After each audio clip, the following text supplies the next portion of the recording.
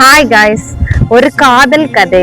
ஆனா கடைசி வரை யாரும் எதிர்பார்க்காத கதை. தாத்தா பாட்டிய இவ்வளவு காதலிக்கிறாங்கன்னு நான் முதல்ல நினைச்சு சிரிச்சேன். ஆனா கடைசியில் நடந்ததை பார்த்து என்னால அழுகையை நிறுத்தவே முடியல. ஹாஸ்பிட்டல்ல நான் வேலை பார்த்தப்போ ஒரு பாட்டியும் தாத்தாவும் அடிக்கடி வருவாங்க.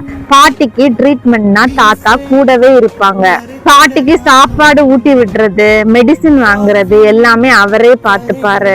சொன்ன உடனே எல்லாமே பார்த்துப்பாரு. அவங்க ரெண்டு பேரும் பார்த்தாலே ரொம்ப கியூட்டா இருப்பாங்க.